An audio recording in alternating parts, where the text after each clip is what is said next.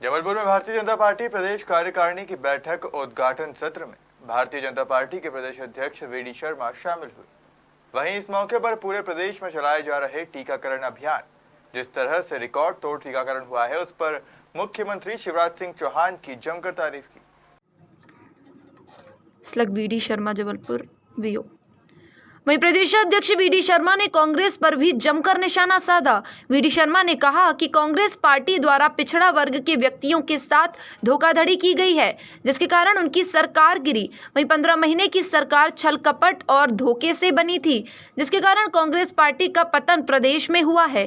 Congress party हमेशा से ही जनता के साथ छल कपट कर ही रही है, जिसका परिणाम अब कांग्रेस पार्टी को मिल रहा है। वहीं अफगानिस्तान मामले में वीडी शर्मा ने कहा कि देश के प्रधानमंत्री पाक विदेश मंत्रालय द्वारा अफगानिस्तान से भारतीयों को वापस निकालने के लिए जो कार्य किया जा रहा है वह सराहनीय है।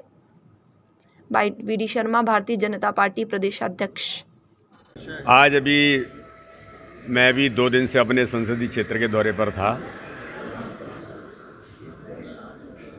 भारतीय जनता पार्टी की हमारी सरकार ने वैक्सीनेशन का महाअभियान 25 और 26 2 तारीख को लिया है।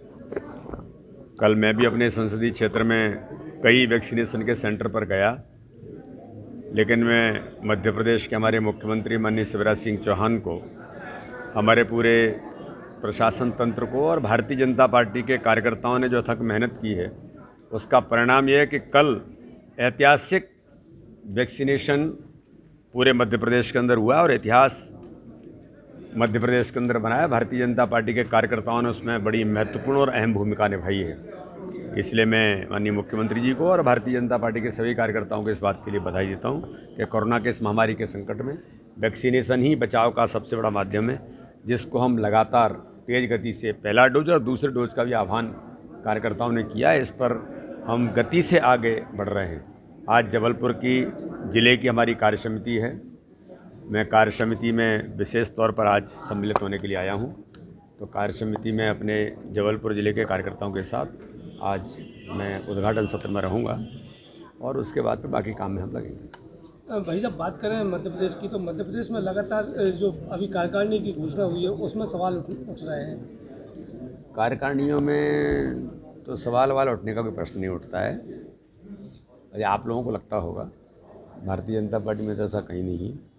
और वैसे जो मनुष्यों के संगठन हैं, जहाँ मनुष्यों के संगठन होते हैं और जो दुनिया का सबसे बड़ा राजनीतिक दल हो, केंद्र से लेकर राज्य में जिनकी सत्ताएं हों, सरपंच से लेकर के प्रधानमंत्री जिस दल का हो, अगर वहाँ थोड़ी थोड़ी कोई बात होती भी है तो भारतीय जनता पार्टी में व्यवस्था है। हम बातचीत के आधार पर चीज़ों को समाहित करते हैं, लेकिन ऐसा कहीं भी कुछ नहीं है। भारतीय जनता पार्टी के सामूहिक नेतृत्व के आधार पर आगे बढ़ती है।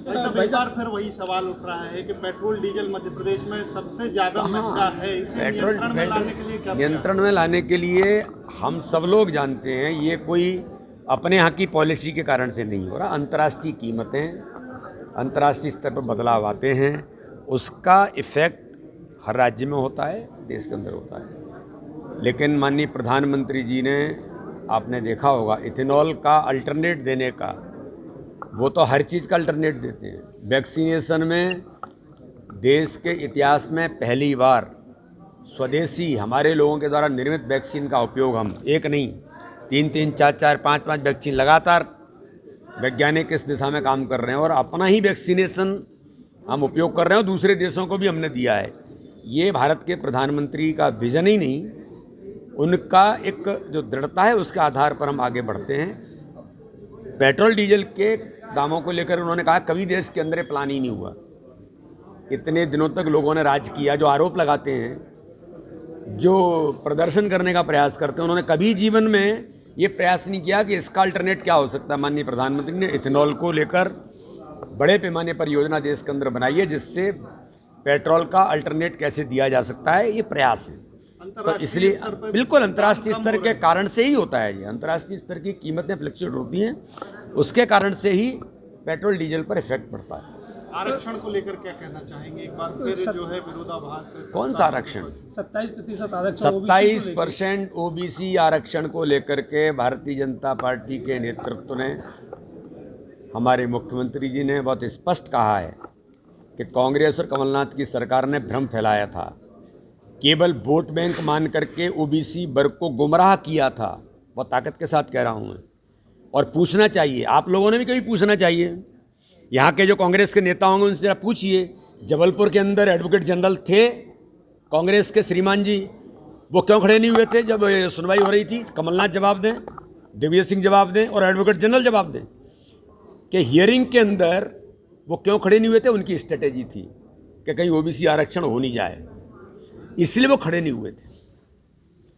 उन्होंने कैविएट क्यों दायर नहीं की थी, ये वो बताएं इस बात को। कैविएट दायर होती है जब इतना महत्वपूर्ण मुद्दा है, आप वोट बैंक मान करके तो 27% ओबीसी आरक्षण की घोषणा कर रहे हो और कैविएट दायर नहीं कर रहे हो, कोर्ट में चीजें जाती हैं ना।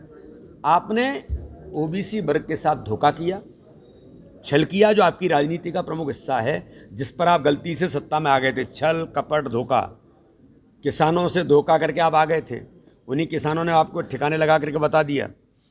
तो इसलिए भारतीय जनता पार्टी के माननीय मुख्यमंत्री, आपने देखा होगा, ओबीसी हमारे सभी लोगों के साथ, जनप्रतिनिधियों से लेकर के सभी लोग, भारतीय जनता पार्टी का नेतृत्व इस बात के लिए प्रतिबद्ध है कि 27% ओबीसी आरक्षण मिलना चाहिए।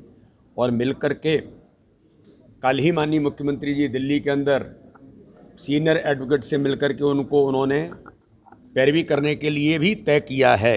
एक बात, 27% ओबीसी आरक्षण की बात तो है ही।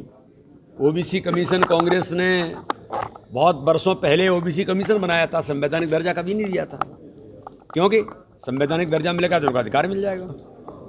तो मैं तो कहता हूं ओबीसी वर्ग के हमारे नेतृत्व को, हमारे लोगों को इस बात को कांग्रेस से पूछना चाहिए और लोगों को पूछना चाहिए, आपने संवैधानिक दर्जा क्यों नहीं दिया था?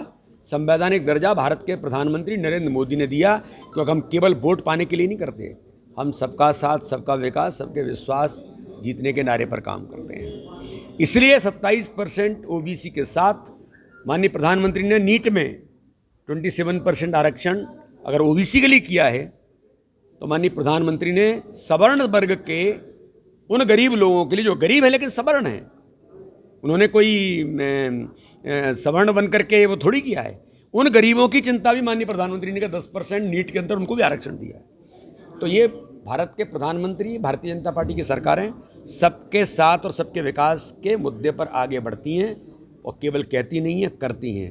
कांग्रेस झूठ बोल करके छल करती है और सत्ता में आने के लिए केवल और केवल वोट बैंक मान करके दुरुपयोग करती है। इसका जवाब मध्य प्रदेश नहीं, देश की जनता इनसे पूछती है। बहुत बहुत धन्यवाद। एक आखिरी सवाल